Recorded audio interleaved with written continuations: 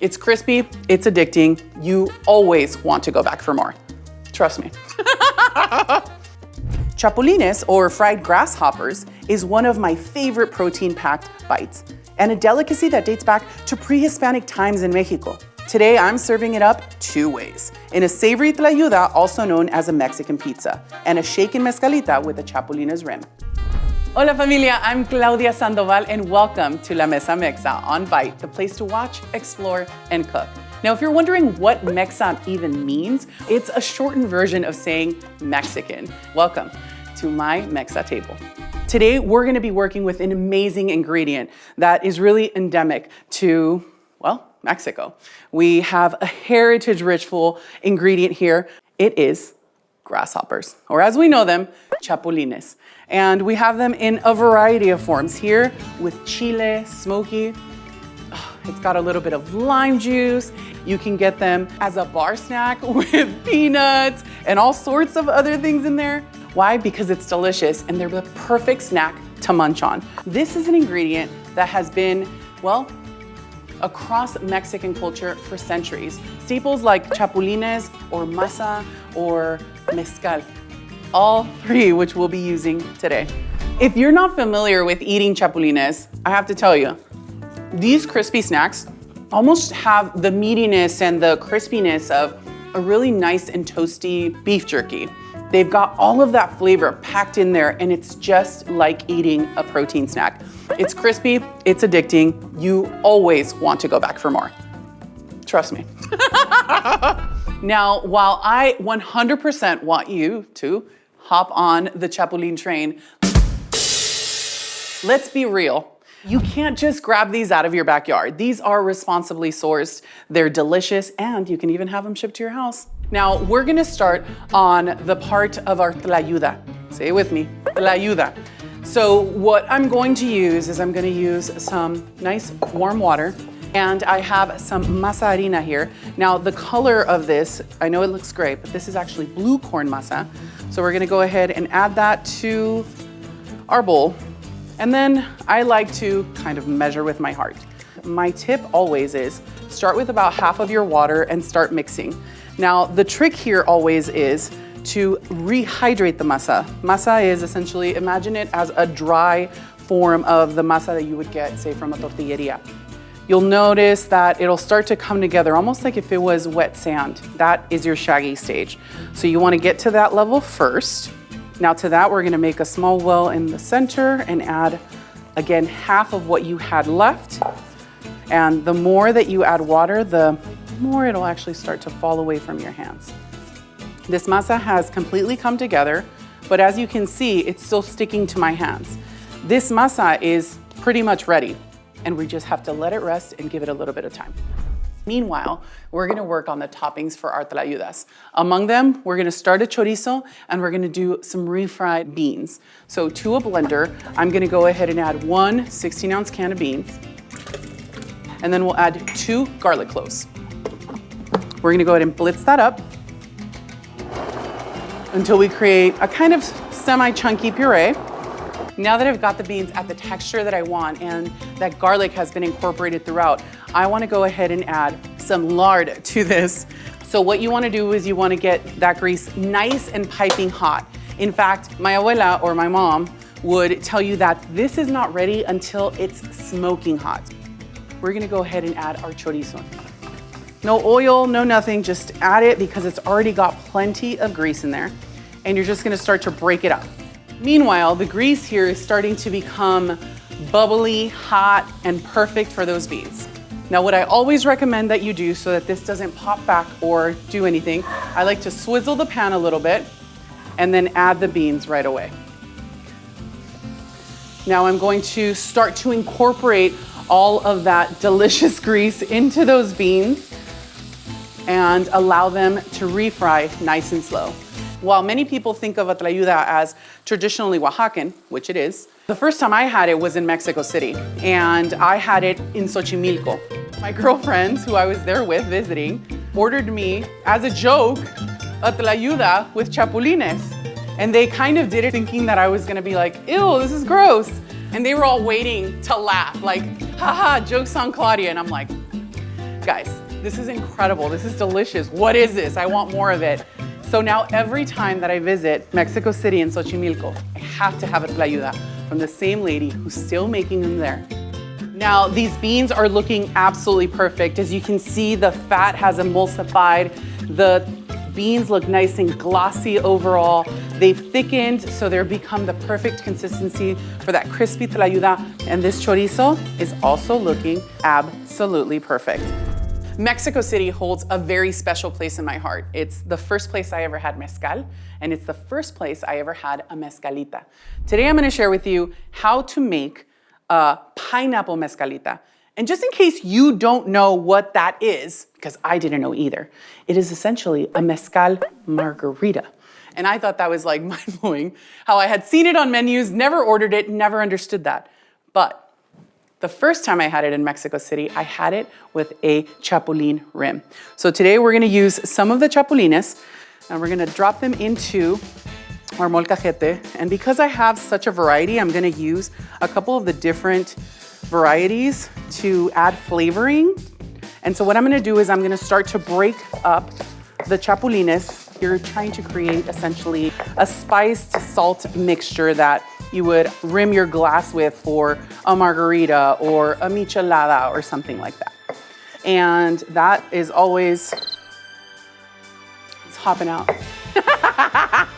So now that we've got a pretty good paste-like texture, we're gonna go ahead and add some of that salt and start to incorporate it. Look at how beautiful that is. How many of your drinks can have a little bit of protein added to them? Now that we've got our Chapuline rim, we'll take a little bit of lemon juice and we're gonna rim half of that glass. I'm a big fan of rimming half of the glass so you can create your own experience. And then you're gonna dunk that into that Chapuline rim. Into a shaker, we're gonna go ahead and add roughly about 1/2 of an ounce, right? Just wanna make sure. We're gonna add roughly about 1/2 an ounce of lemon juice, 1/2 an ounce of pineapple juice, 1/2 an ounce of agave, and then last but not least, 2 ounces of mezcal. What we'll do next is we will shake that up.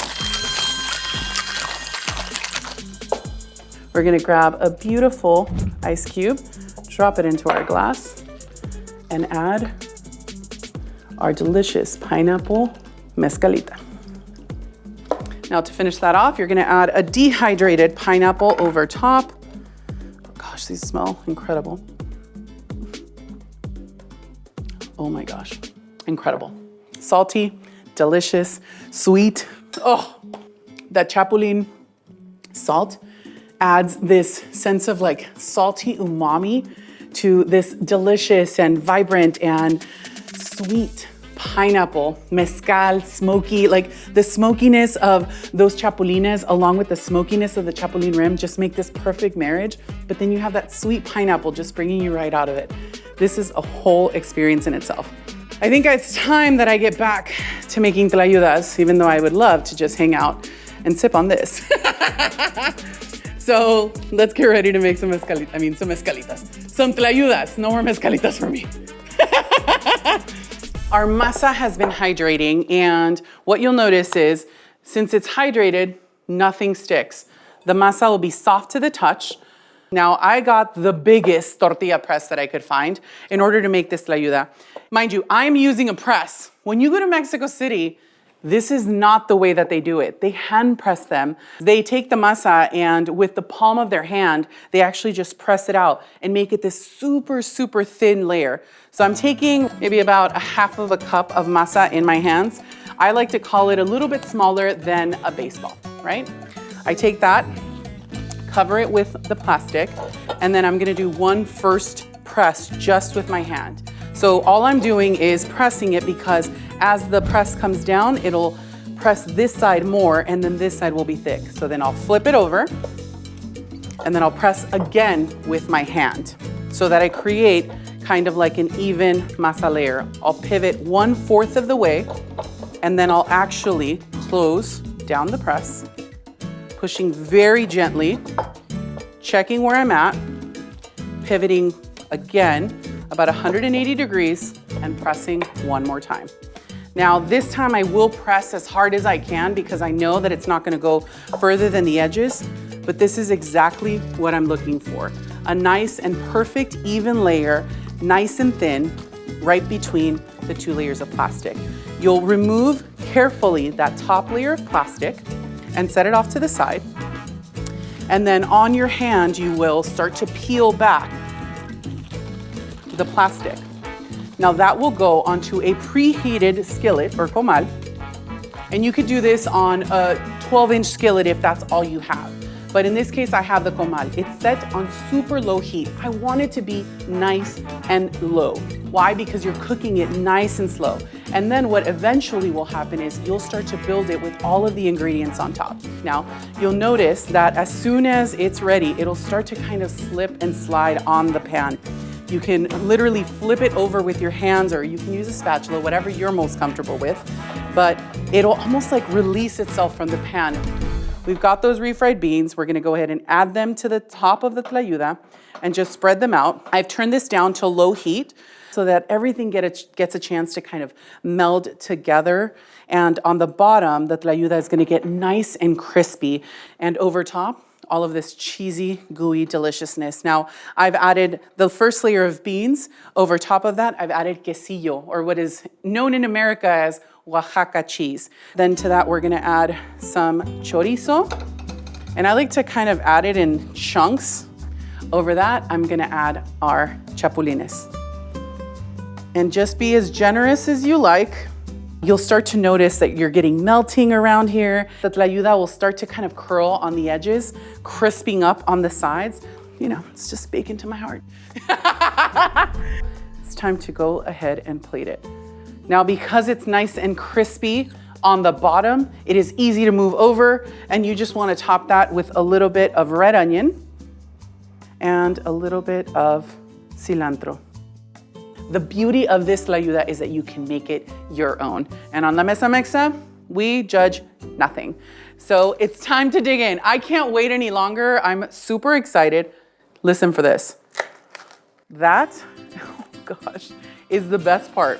Now look at this. I mean, look at all of those incredible layers. You've got the super ultra crispy tlayuda underneath, the perfectly refried beans, the quesillo, that Oaxaca cheese, made one with that chorizo, the chapulines, the red onion, that super vibrant cilantro.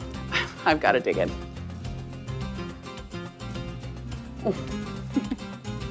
This dish will forever go into the Hall of Fame of Claudia. Like, this bite completely just transports me back to Ciudad de Mexico, to having that first tlayuda with exactly these ingredients. That chorizo with the cheese, the refried beans, the crispy chapulines. It's a perfect bite in all of the ways. And I hope that you make it. Thank you guys so much for joining me on this episode of La Mesa Mexa on Bite. Make sure that you subscribe now so that you can check out and not miss any more episodes. Cheers.